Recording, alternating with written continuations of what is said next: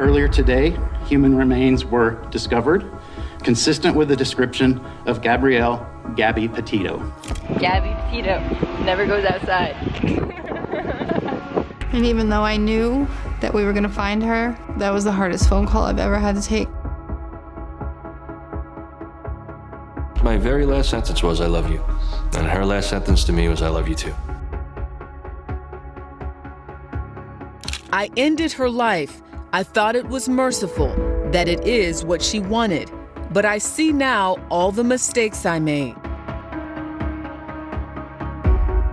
It's our belief that the Laundrie family was aware that Brian had murdered Gabby and was aware where her body was located. Suddenly, they call the police and say, "We want to talk to you, but we don't want to talk about Gabby. We want to talk about Brian. Brian has now disappeared." Investigators found what appears to be human remains, along with personal items, such as a backpack and notebook belonging to Brian Laundrie. When 22-year-old American influencer Gabby Petito went missing in August 2021, police and detectives launched a big search. Gabby and her fiancé Brian Laundrie were on a cross-country trip, sharing videos with their many followers every day.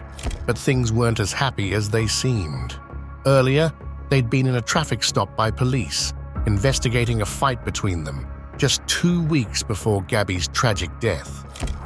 How's it going? How are you doing? Good. Hey, we got a call about a male hitting a female and the two of them getting in this vehicle and taking off. So I don't want to try and defend myself by saying anything here, but I pushed her away. She gets really worked up, and when she does, she swings and she had her cell phone in her hand, so I was just trying to push her away.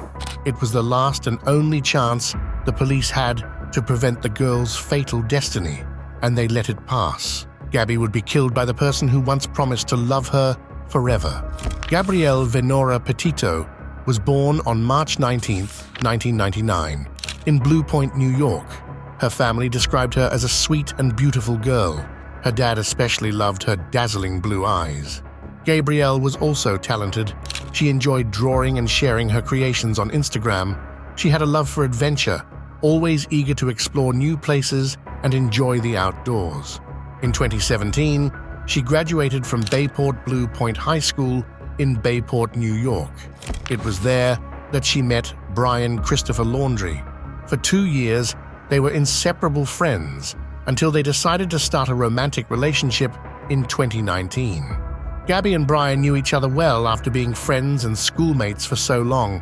It was clear their relationship was going to move fast, and soon Gabby moved in with Brian and his parents in Northport, Florida. They both got jobs at the local public supermarket. Gabby worked in the pharmacy and Brian in groceries. Even though they had stable jobs, they were both passionate about adventure, a dream they had put on hold. That all changed when the COVID-19 pandemic hit in late 2019 and early 2020. They quit their jobs and decided to go on a road trip across the US. On their first trip, they drove from New York to California, stopping at places like Las Vegas, Yosemite National Park, and Pismo Beach. Everything seemed perfect. They shared their journey on social media, showing everyone how much they were in love. So much so that on July 2nd, 2020, after just a year of dating, they got engaged. Gabby shared the happy news on Instagram with a photo of their first date, saying, "Here's a photo from our first date because I have so much love to give. Brian proposed and I said yes." But they had to postpone their wedding celebration because of the pandemic. Also, they needed to save up for a big celebration. Since leaving his previous job, Brian yet to find a stable one. He was making some money by selling his art online through a site called Bizarre Design. On social media, he portrayed himself as someone who loved the outdoors, could survive in nature, was a caring partner, and was passionate about pop culture. He also enjoyed movies like Joker, violent video games like Hotline Miami, and dark-themed readings by famous authors. One of those books was about a journalist investigating cases of sudden infant deaths and finding out they were all read the same story. It seemed like Brian, deeply in love, was really drawn to tragic, violent, and crime-related stories. But Gabby, maybe not realizing this, was working hard to make her dreams come true. In December 2020, she got a 2012 white Ford Transit Connect van, which she called a garden on wheels on her Instagram. With Brian's help, they started a big project to turn the van into a cozy camper they'd live in during their trip. Gabby took on multiple jobs at once to save money and get ready for the adventure. She worked long hours at Taco Bell and also did nutritionist work. Meanwhile, Brian got a job at an organic juice bar. Despite all the effort, they were both focused on the same dream: crossing the country together, sleeping and cooking in their little home on wheels. What could possibly go wrong? Nobody suspected back then that this journey would take such a tragic and unexpected turn. In 2021, they announced they were going to make their dreams come true. They'd travel across the United States for 4 months, filming stories for Gabby's YouTube channel, Nomadic Static, and posting on Instagram. They left New York on July 2nd, 2021, in their revamped van, now their new home on wheels. They crossed through Kansas, Colorado, Utah, and sped through moods that felt like a wild roller coaster ride. This dream trip turned into a nightmare for Gabby. On Thursday, August 12th, more than a month into the journey, emergency services received an anonymous call about a heated argument between a couple near the Moonflower community in Moab, Utah, on Route 191. The caller saw things getting physical, with both hitting each other. They saw the woman trying to get into the driver's side of a white van with a Florida license plate. They also said the man slapped the woman. In their own words, "When we stopped, they pulled over, then he started hitting her, and then they got into the van and drove off." Hi, I'm calling to report a domestic dispute. They just drove off. What were they doing?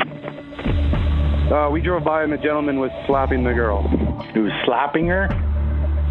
Yes, and then we stopped. They ran up and down the sidewalk. He proceeded to hit her, hopped in the car, and they drove off.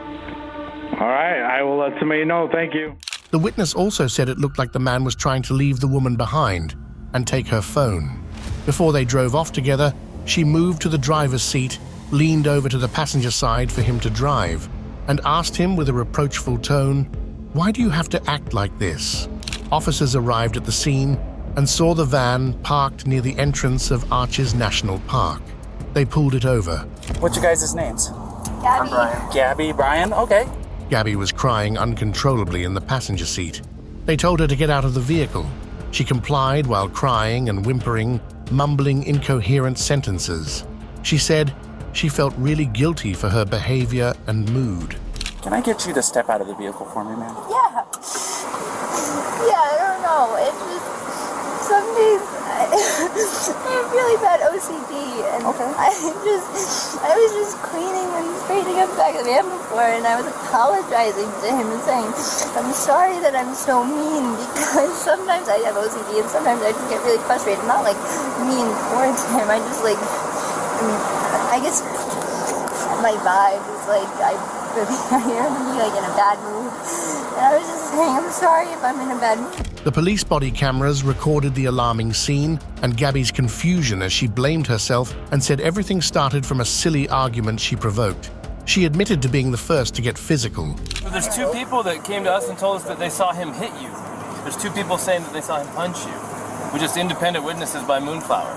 Well, to be honest, I definitely hit him first. Where'd you hit him? I slapped him. You slapped him first? And then what, just on his face? Can you guys please just shut up? How many times did you slap him? Romeo, India, Alpha. Just a couple. And then what? And then his reaction was to do what? Okay, so I wouldn't slap him. They had her sit in the patrol car while they headed over to the van to talk to Brian. He stepped out calmly and said the arguments had started back in town, blaming it on the emotional strain after days of traveling together. He admitted that fights had been happening more often lately. They both agreed Gabby had been the first to hit the other. So you pushed her and she hit you? She was, it wasn't like a push and she jumped on me. She was already, I don't know, she was already swinging and I was a lot of angles, a lot of nails, a lot of rings. Brian said the last fight happened because he dirtied the inside of the van with his shoes.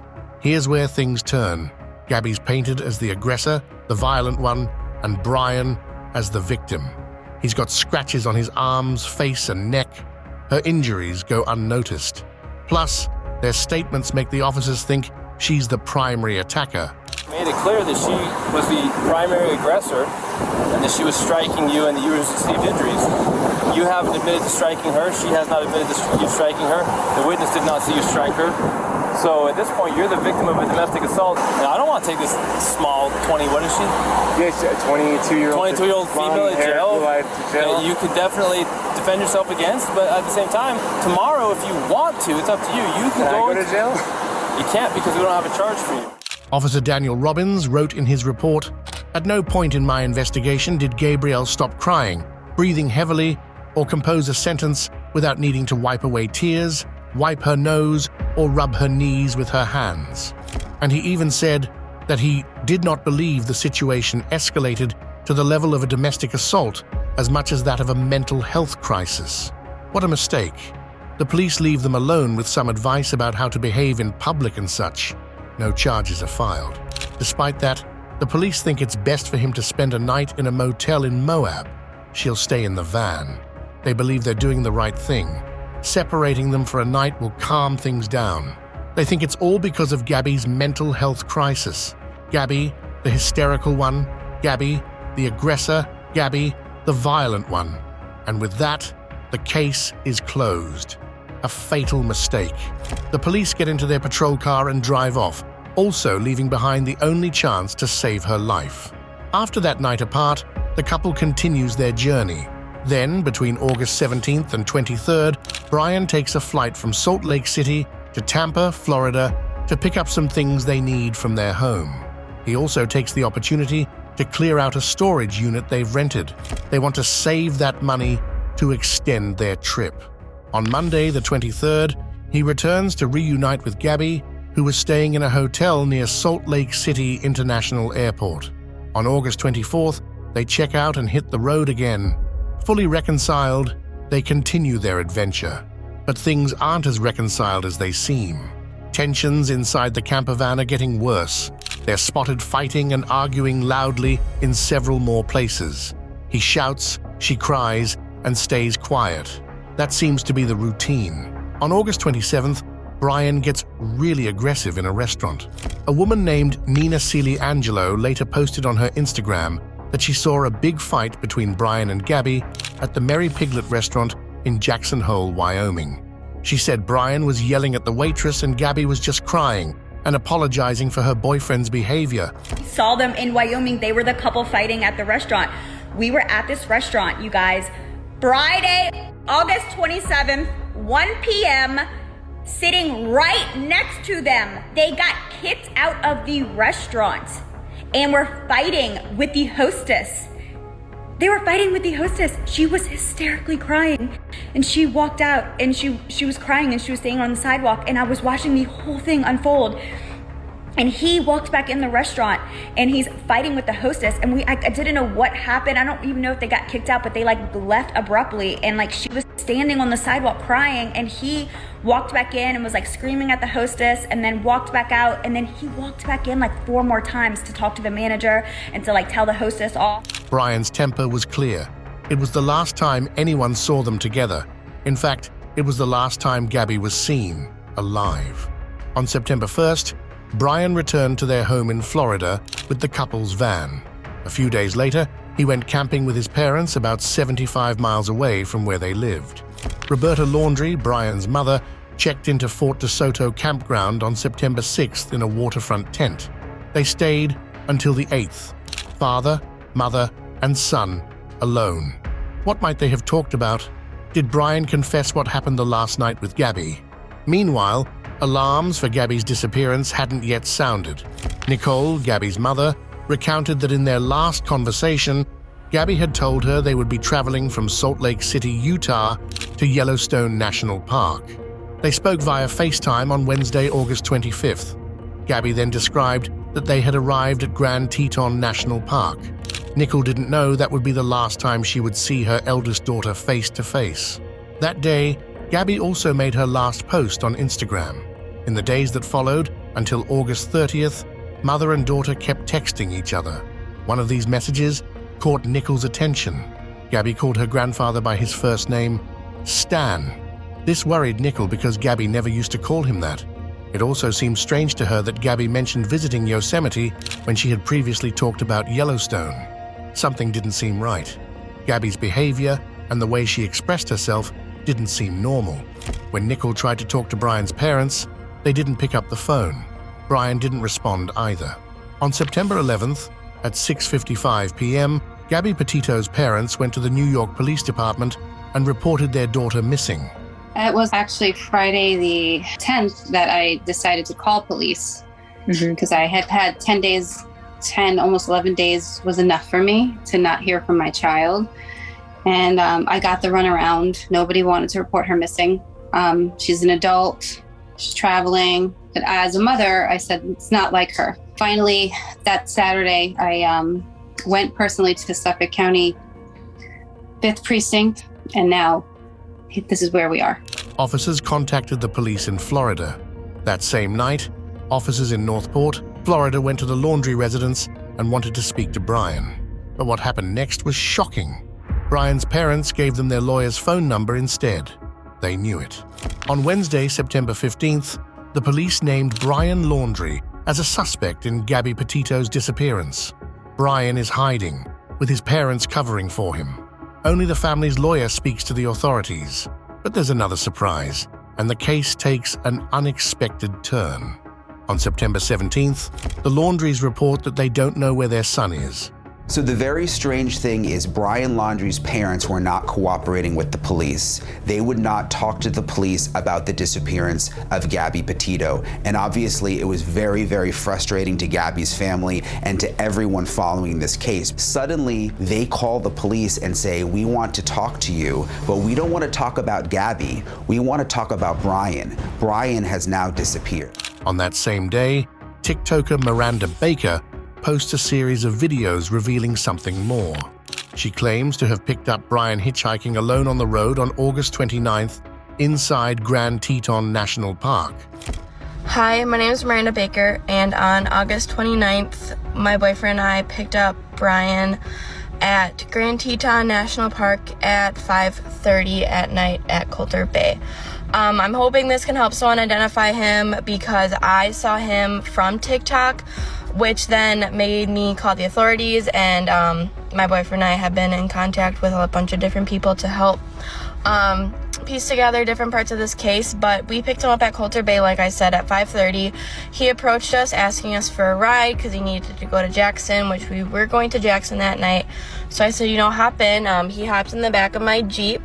We then, proceeded to make small talk. He then told us he's been camping for multiple days without his fiance. He did say he had a fiance, and that she was working on their social media page back at their van.